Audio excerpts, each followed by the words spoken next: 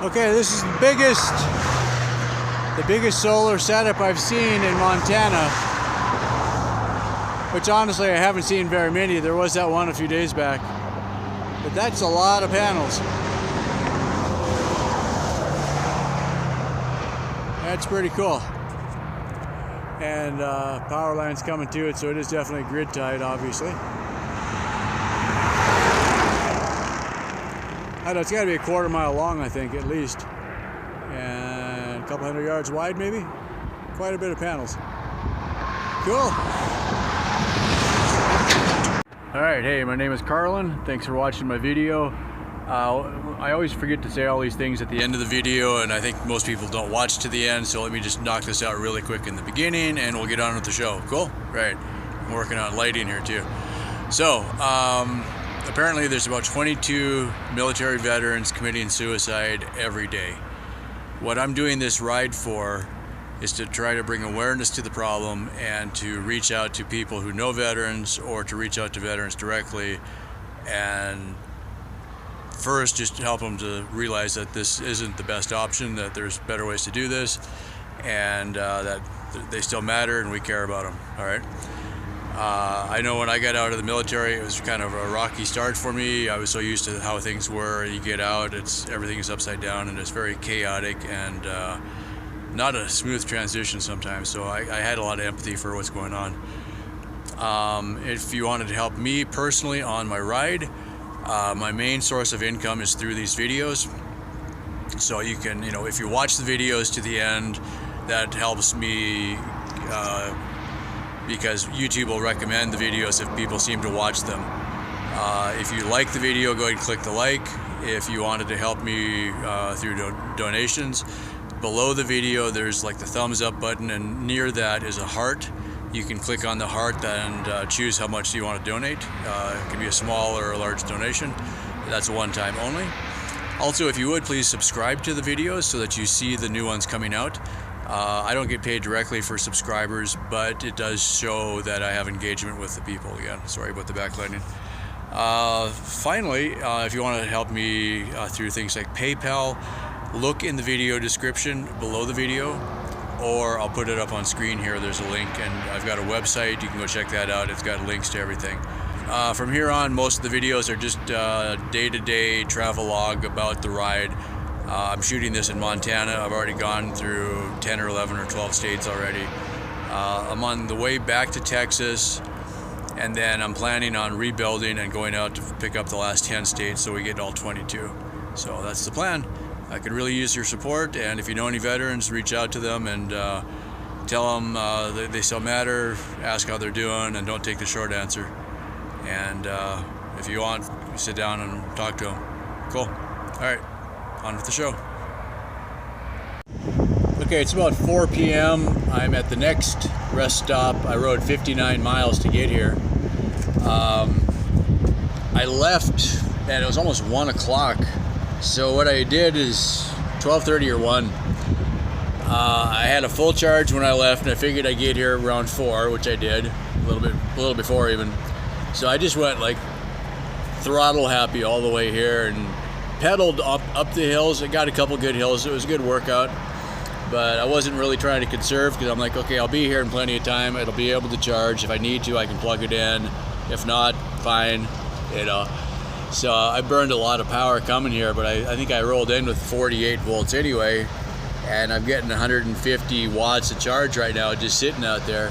So where I'm parked, I'll get a charge, for the next 4 hours, 3 hours, something like that. The last hour won't get much, but okay, great. So I already uploaded the this morning's video, so I'm not going to do a lot more on this one probably unless I think of something. So I just kind of wanted to remember that. I forgot to look. I was going to look up. The next one is Billings, and then we turn south into Wyoming. That one. Wyoming. If I had to write a list of all the 50 states, Wyoming is one I would probably forget, even though I've driven through it. It just doesn't have the character or something. Nope, it's got no pizzazz, at least that I know of.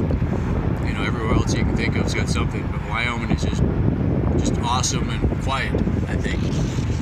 We'll see. It's been a while since I've been there. I'm pretty sure I drove through Wyoming on the Hurricane Katrina trip, whenever that was, years ago now. I remember briefly, just like, yep, okay, nice, windy, some mountains, rolling hills, yeah. Yeah. I guess that's kind of is what I'm thinking though, is for future trips, what I'm considering is, could I ride, you know, for 4 hours and go really fast and then stop and do something else for another 4 or 5 hours, right? Something to consider. Like, if I had a computer with me,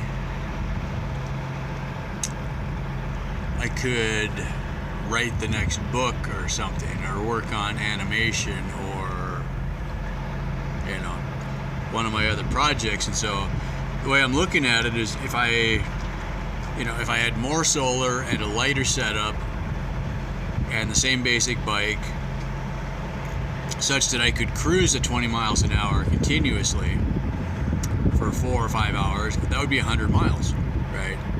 On the long side. And then go into camp early enough that I'd have 3 or 4 good hours of sun to recharge. Yeah, and yeah. And then do something else for a while.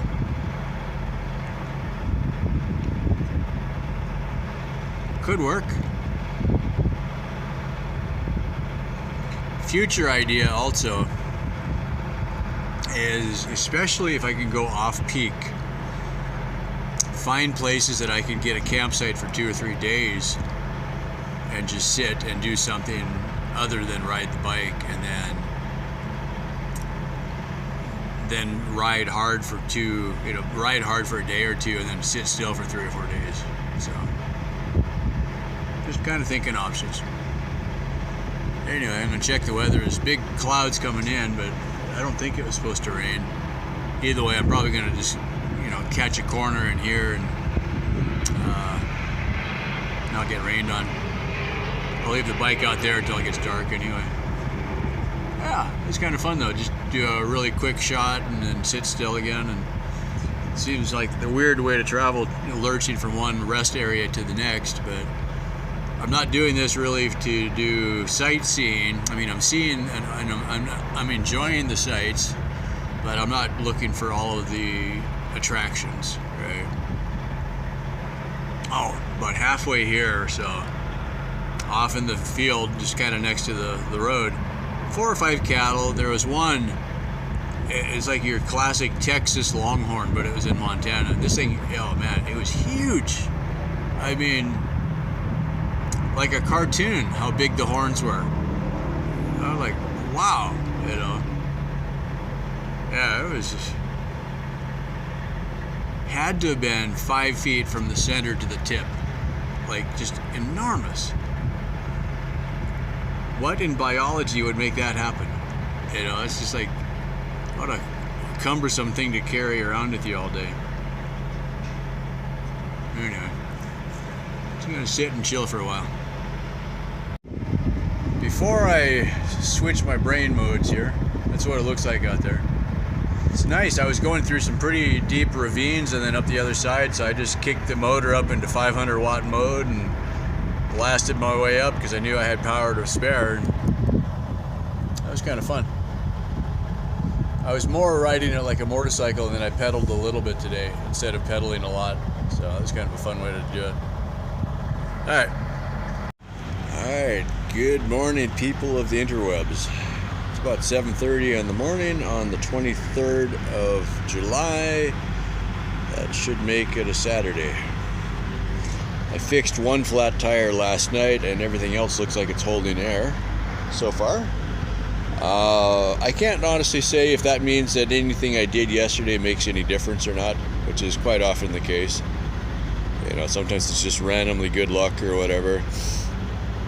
The flat tire I found was a very small leak, and I didn't find the wire this time.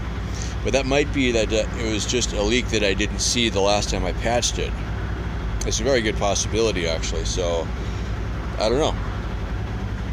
Yeah, anyway, those little liners I put in the tires, it's like they probably don't hurt, so I'll leave them in there. I don't know if they're helping or not. That kind of thing, right? Yeah, beautiful morning though, considering what it looked like yesterday. It looked just awful yesterday. It was warm all night. I didn't even put my sweats on last night. I just slept in t-shirt and my shorts again. So this is the rest stop that several people have said there was rattlesnakes to look out for. So I got a picture of the sign. I was more concerned about the sprinklers. When I set up for the night, like originally I parked on the opposite end of the parking lot that way this time, and was let the sun shine on the bike for a while to top it off, and then the clouds came in, but it still got up over 50 out of 53, so that's not too bad. Should be fine. I'm not going to run quite as fast as I did yesterday. Yesterday I did like 60 miles in 4 hours. That's like basically I maintained 15 miles an hour average or something like that. It was pretty fast. That's kind of a something to think about for later, I guess. If I could ride shorter days and go faster and then park and optimize the panels so that they would get a good charge. So if I could park by 3 o'clock or something like that, right? Yeah, I could ride for 6 hours from 9 to 3. Would actually probably work out about right. Then I could have something I could do in the morning and something I could do in the evening and just let the bike sit and charge. It's more a matter of where am I going to park, I guess, is the question. Is it if I could get to someplace safe that I could legally park without, that's the thing. Sometimes if I was going to just wild camp off the side of the road, you don't want to be sitting there for 6 hours in the daylight waiting for somebody to see you. It's have to work on parts of the details, I guess, a little bit. Anyway, just a gentle tailwind right now. There's supposedly a Walmart not too far from here, and I still haven't figured out my route. I was going to follow the interstates. I guess the question becomes, if I could stay off of the interstates, I will probably get way less flat tires. I've had a few people mention that, and it makes sense. The trucks are going like 80 miles an hour on this road. It's Montana. It used to be no speed limit, so they can run really fast. And one guy was saying they're running really heavy loads. Heavier than normal. Now, I can kind of see the point, except you're limited. You're only allowed, I used to know it was 80,000 pounds or something like that. So everybody's running heavy loads now. Okay. I don't know. Okay, not going to go off on that wild tangent too much further because I don't know what I'm talking about. Yeah. On a car, when you got a flat tire, you pretty much know. On a trailer, maybe you don't notice it as much. Anyway, but if I did get off the interstate, I guess that's the point, is if I got off the interstate, then most of the trucks are on the interstate. So if I get off the interstate, I should have less trucks, so then I'd have less tire debris. So the question then is, this was the other thing. When I was coming through California, I got off of the interstate a lot more. And one of the things I was noticing is, the biggest problem for me is the hills. When you're off of the interstate, the hills are steeper and more often. And on the interstate, because that's where they're putting all the traffic, it comes down to there's more money involved making the interstate because that's where the traffic is going to go. So they take the time to level out the hill a lot more, and that's just way more efficient for everybody, including me on the bicycle. If I'm off of the interstate, the hills are steeper, and I have no shoulders. So I was sat there last night as I was falling asleep, going back and forth like a ping pong ball, and it's like, which is better? I mean, if I run out of tubes, then that's a problem. If I could make the tires quit going flat, like with those liners, that would be better. I don't know. Kind of a hard one. And the other part of it is okay, the short answer right here, next to the freeway in a lot of places, there has been a parallel road, but it doesn't run continuously. So if you're not really paying attention, you're going to end up on a dead end and have to backtrack 3 miles. Not the end of the world, but man, does that slow you down, you know? So, or I had a couple days ago, I put in bicycle mode, and again, it just keeps sending me off on these wild goose chases. I was on a gravel road, I went through a stupid cattle tunnel. It was like, you never know if it's trying to send you on a safer road, or if it's just sending you where some other knucklehead on a bicycle thought was a fun place to ride, and so that picks up the algorithm, and then they send all the bikes there. You know, it's like, I'm not, I think the problem is, well, besides the fact that I'm just not normal, but that's kind of the issue, is I'm not riding for fun or for exercise. I'm riding to get somewhere. And I wish there was a way to differentiate that on, when you're Googling, what's a safe route that I can get from here to here? I don't care if it's scenic. I don't care, I don't want it to be fun. I just want to get there and make it as easy as I can, right? Because I want to get as many miles as I can. That's kind of the issue. If I have to get off of the main road or off of a main street and get on this, cute little bike path, one of the towns in Montana, as I was coming into town, there was a bike path route on the GPS that it sends me down this, and it took me a while to realize where it was sending me. And it was just, one of those little bike paths that they paved, and it only went about 3 miles. And I had to go through 2 or 3 gates that were made to keep cars out of. Well, with my trailer, I barely could fit through them, so I had to get off and walk and lift up the trailer and scooch it through. It was a mess, and then they hadn't maintained it. If you build a road, you do a lot of work preparing the surface under the road so that it's strong enough. And when they did a bike path, they level it, they might pack it once, and then they run the paver across it, do an 8-foot wide swath, and then they're done. And it was cracked and broken. It was just a mess, I'm like, why am I on this stupid little path? If I could have gone back, but I was already done, And then it honestly only went a couple of miles. It was just so frustrating. So that's why I ended up just going with the traffic instead. It's just easier. So,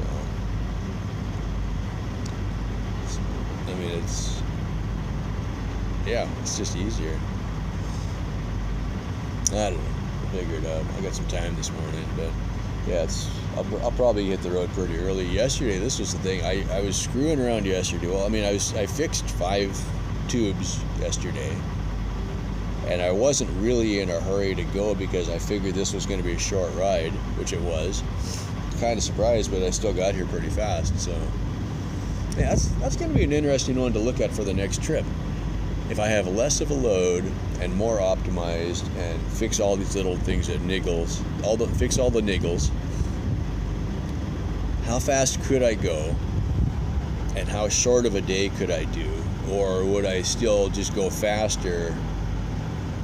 Yeah, because I end up doing 8 or 10 hour days a lot of times, and you're just worn out from sitting all day, Yeah. So much of this trip has been focused on getting as many miles in as many states as I can get them done. And I'm not looking for, I don't go out of my way to see something interesting on this trip at all. So if I continue this idea for traveling on bike, I'll change how I'm doing it as far as, what's my goal. I think would make a big difference in how it rides. Yeah.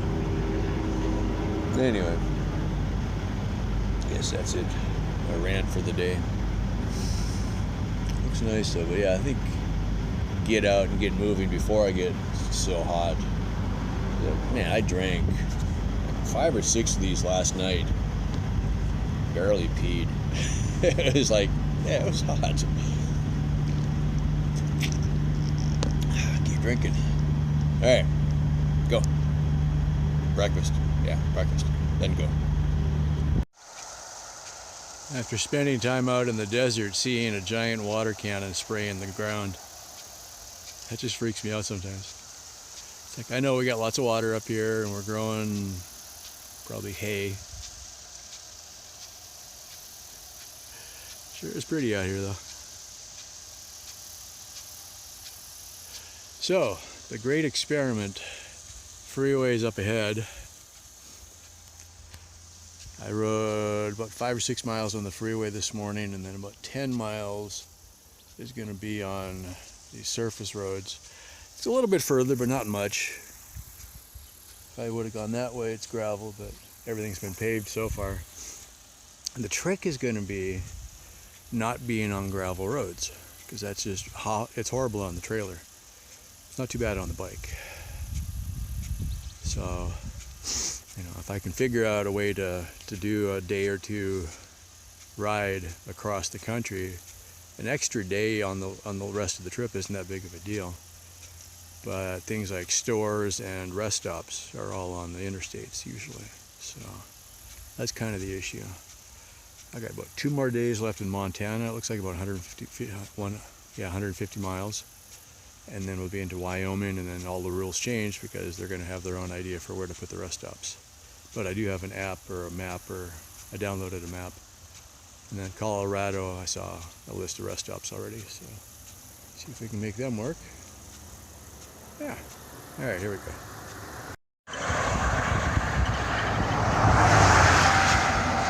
We are a few miles past Billings on Interstate 90. Getting into the rolling country. And some hills, yeah, you know. Haven't been making as much time today. Kind of slowed down going through Billings. Took the bike route, got on a few dead ends, you know, the normal kind of stuff.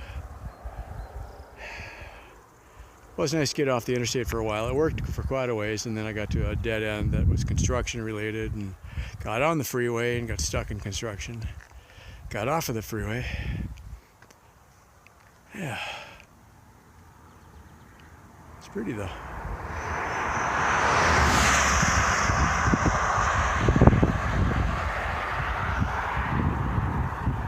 Almost to the top, I think. I got about 10 miles to the rest area, so I'll be there about 4:35, something like that.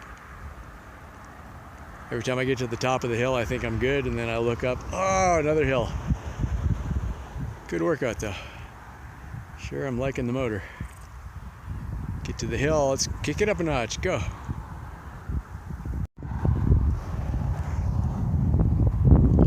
That is just wave after wave after wave out here. It's pretty cool.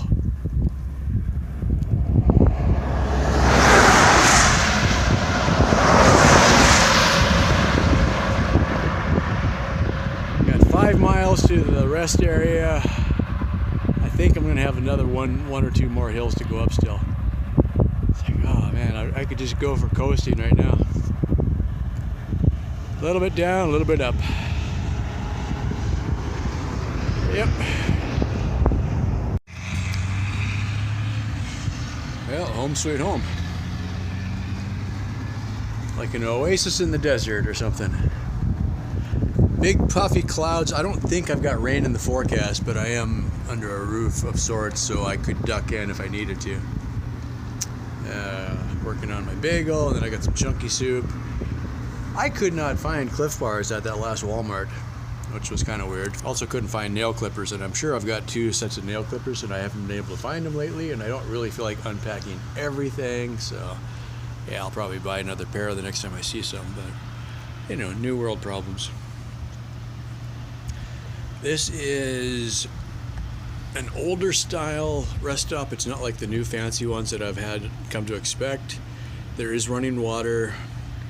There is flush toilets. There is one plug-in in the men's room, and it's more of a normal open men's room, so you don't have the privacy. I mean, you got a stall on the toilet, but you don't have individual restrooms, kind of thing.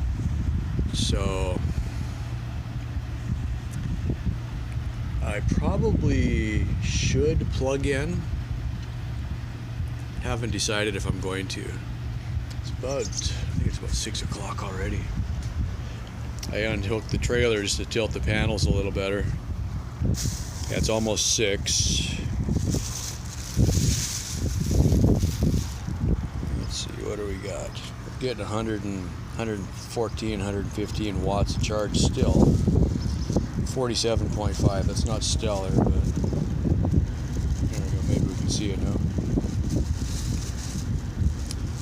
So I'm going to be doing some climbing tomorrow, so a full battery would be better. Oh, that's actually quite good. I got out of the sun, got something to lean on. It's a good color, doesn't screw up my white balance. My exposure looks good. My face looks terrible, but little victories. Yeah. Anyway, yeah, 57 miles today. Not stellar, but I left at a decent time, but I was thinking it was closer to 40 miles. If I had a little tripod to hold this, that would be nicer, but sorry, I do not. Yeah, anyway, so, but yeah, 57 miles. The first half was a long gradual downhill again, but today I didn't have the tailwind that I've had before. I had more of a headwind. So that kind of, it's like you get spoiled if you get a nice tailwind 2 or 3 days in a row, and then all of a sudden you have to actually work again. You know, so that was part of it. That's the difference between 57 and 87 or whatever. It makes a difference. Also, I got off of the freeway a little more and was on surface roads. Oh, actually, I probably went a little further than what I said, because what I do, I don't record my track. I just, when I get done, like every day I mark where I camped. So at the end, I just run another navigation from last night's camp to tonight's camp, and it figures out how many miles it would be. But I went a little longer route, so whatever. You know, I'm not going to worry about that. Yeah, I hit the Walmart that was within about 15 miles of camp, I think, and I went on a lot more of the old highway surface roads, parallel roads that weren't directly next to the freeway, so it was a little longer. Most of those went okay. In Billings, I was doing the same thing on the surface roads a little more, and ended up hitting a dead end where there was a construction zone and they had closed a road. The sign said road closed ahead, but then it said local traffic only, and so I kind of looked at that as like, oh, maybe I can just get through it. And then I got to the part where the road was actually, they had a barricade across the road, and from where I was, I couldn't see what they had done to the road, right? I think they were using the road for like a staging area for what they were actually doing on the freeway. So I had to backtrack 1.5 miles, get on the freeway, and then I got into the construction zone on the freeway, and then the car alarm goes off. Okay. And so what they usually end up doing is they'll close one lane, and as soon as I get past the big sign that says lane closed, I get back on the shoulder again, and everybody's on the other side of the lane, right? So I just ride on the shoulder like normal. Then they had a staging area where wide loads or oversized loads had to stop, and there was 2 of the big turbine blades from the wind turbines, which are really cool when you're up close to them. So I rolled right up next to them. I'm like, wow, I'm just geeking out. It's like, man, I wish I had those. I could live like a king if I had one of those set up on my property. I mean, man, yeah. That would be the trick, you know. I've often joked, the only time I would ever consider connecting to the power grid is if it was in a place that allowed you to sell excess power back. You know, even if you got a small amount for it, right? Because then I would be setting up windmills and feeding power back to the grid, and you know, my meter would just run backwards constantly. You know, especially if I'm gone, that would be the best thing ever. But yeah, that would be it, man. Let them put a big giant turbine on my house and just run a little skinny extension cord over to my place, and I run my coffee maker, and they can have the rest. That'd be it. Anyway, so what ends up happening, I got past the wind turbines that were parked and completely blocking my lane, and so I had to kind of sneak into traffic to get around them. And then I get off the next exit, and then kind of, instead of going a nice straight line, I go big zigzags all over Billings in the old part of town, I guess. And that was fine, you know. So I take the less direct route, and it's like I kind of looked around, and it's like I didn't really feel like stopping for anything. And then when I was just back onto the freeway, I saw a Burger King sign. I'm like, you know what, a milkshake would be good, because it was kind of hot by then. So I pulled off and got a milkshake and chilled out for a while, and you know, jumped back on and got going. And every time I'd stop, then the bike had a chance to recharge a little bit. So you know, you don't really feel bad about doing that. The trick has always been, and I haven't been as careful with it lately, is try to get off the road. Like if I could get off the road at 4 o'clock, the bike would be pretty much charged, I think. Well, I keep saying that, but I haven't tested that lately, because now I'm dealing with 2 big batteries instead of what I was using before. So, and the sun goes down later now, and I'm further north, so the sun, yeah, goes down later, but it's not as high in the sky. Yeah, it's variable, and every week it's different. So you can't really just say, you know, a blanket statement like that. So anyway, so, and I guess I pretty much needed to, coming out of Billings, it was a pretty good climb out. And so I had to switch from, like, I normally put the motor in 300 watt mode. I kicked it up to 500 watt mode just to get up the hill. And so I was burning a lot of power, and then it's later in the afternoon, and you're like, well, the sun isn't as high, and you're never going to make, I think the best I've seen is about 150 watts when I'm just riding, coming from the solar. And so if I'm using 300 and I already got 150 coming in, you're obviously going to lose power. So that is that. And then I was looking ahead. I'm like, I knew this was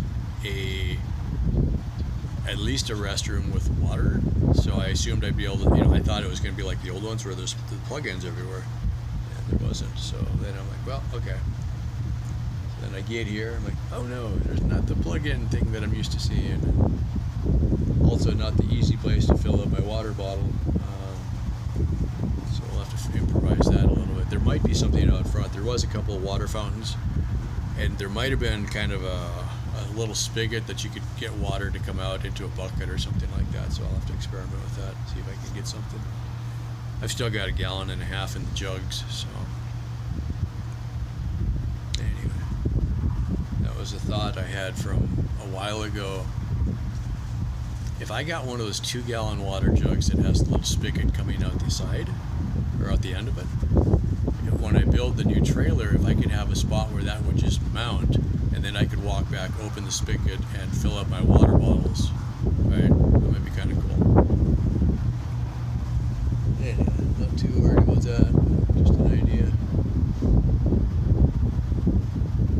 Hey, so it's kind of warm, not super hot, a little bit windy, not super windy, just enough that it was like, oh yeah, the wind is going the wrong way. And you're like, then you're sad, you know. Not a big deal. Looks like I got a good cell phone here though, so that's good. Hoping it's going to be a good night. Oh man, yesterday, just about the time I got settled in, I was sitting at the table watching, you know, this is so funny, I'm like riding my bike across the country, and I'm just sitting there at the picnic table watching YouTube videos like I'm home, you know. It's like, well, what else do you do in the middle of the night, or, you know, just before you knock off for the night? It's like, oh, nothing else to do, just sit around and watch videos. And so all of a sudden the wind kicks up, and the forecast had said 18 to 20 mile an hour winds. And I'm like, wow, yeah, they aren't kidding. So I just unrolled the sleeping bag and put it on the cot, and I looked over and the wind blew the whole sleeping bag off onto the ground. I mean, it was on the sidewalk. It didn't get dirty or anything, but I'm like, well, okay, catch that, and put it back up. Wrapped it up in a ball and threw another backpack on it so it didn't blow away, but all my stuff was fluttering and my empty water bottle, bounced off the table, and it's like, calamities.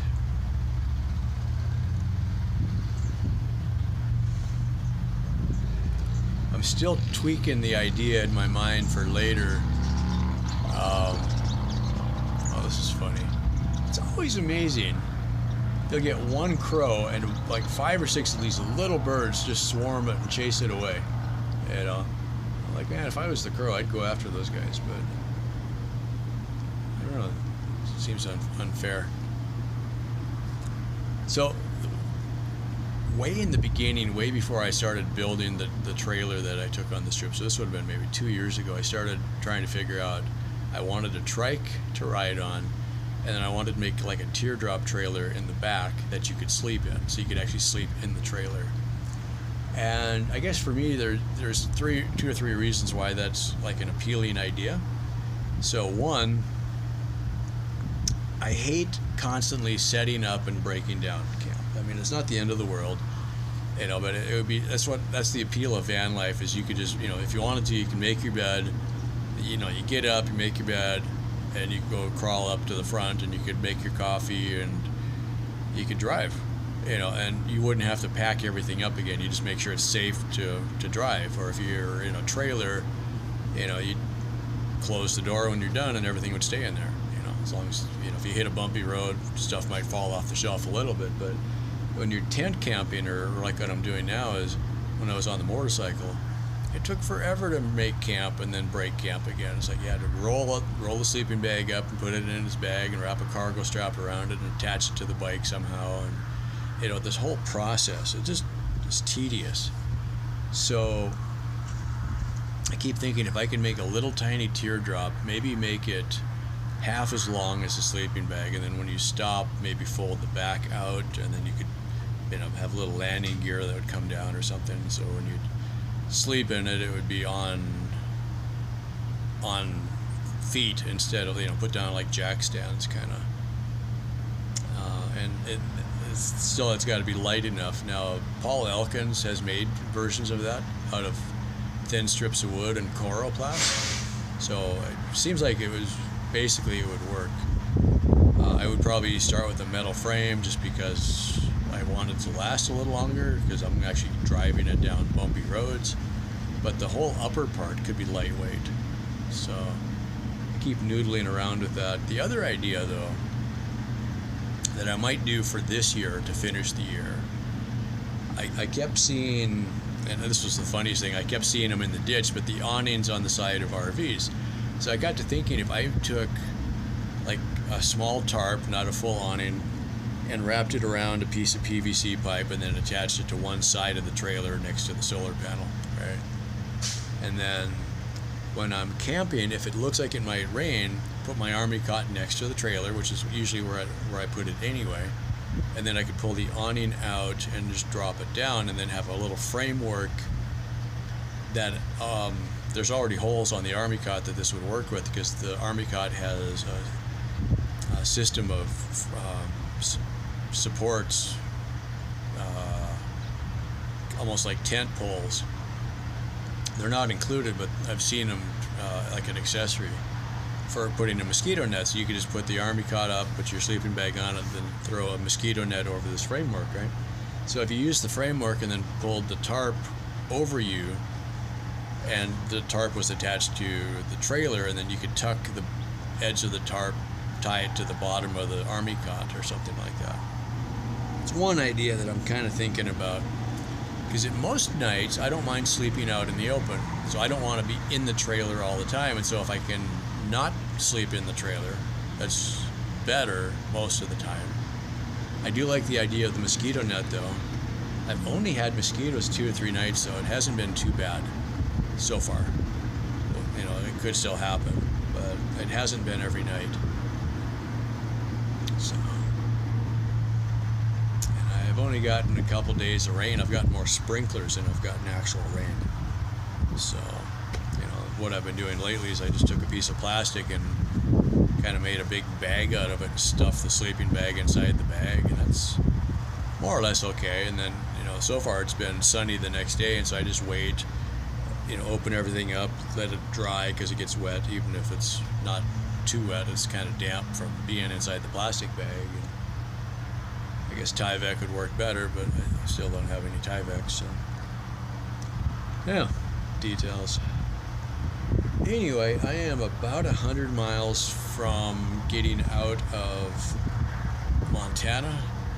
I haven't been able to do 100 miles in a day yet, so I probably will get almost out of Montana and then have to stop and camp somewhere. So I don't know if I'm gonna, you know, it's like, in my mind it's like, okay, I'm gonna go to Billings, or I'm gonna go to here and then go to there, right? Well, it's like I don't need to stop in Billings, so it's better if you don't, you know, like today I got past Billings before I stopped, right? Got to here. But now this is going to be the last of the Montana rest areas. So that's been a clever hack, you know, and they're about the right distance apart, so I can get to one. You know, I only had one night in Montana that I slept out in the wild, and then ended up, there was about 10 miles further from where I camped at the next rest area was, and I just didn't know how to find it yet, you know.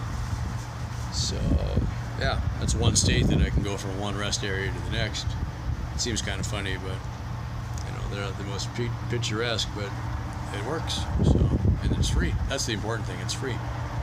If I went to the campsites, it would be minimum probably 15. Yeah, the one place I saw was $15 campsites, and they don't necessarily even have showers, so this is as good, and it's free. So I guess that was the other reason for what I was thinking, though. If you're in a big rig, you got your sleeper. If you're in your car or your van, you can sleep in your van. And you know, everybody out here that's camped for the night, they're sleeping in their vehicle, and so they're safe, and that's basically okay. Technically, I'm not supposed to be sleeping out of my vehicle in the rest area, I guess, because then that's like camping, and there's a sign, no camping, but it's okay to sleep in your vehicle. You know, it's just kind of like, well, you know, if I had the little trailer, I could park it in a parking spot and be completely okay to sleep in it. Right? Yeah, that's kind of it, I guess. Anyway, eat me some chow and drink some fluids and kind of recover a little bit. There is a little bit of running water in the sink in there, so I should be able to get a rag wet and wipe off a little bit. Just kind of chill out for the night. Yeah, anyway, as always, thanks for watching, and stay tuned. At least one more day, it looks like, in Montana. And then we got Wyoming, Colorado, New Mexico, and back home, Texas. It's a ways to go yet. Yeah.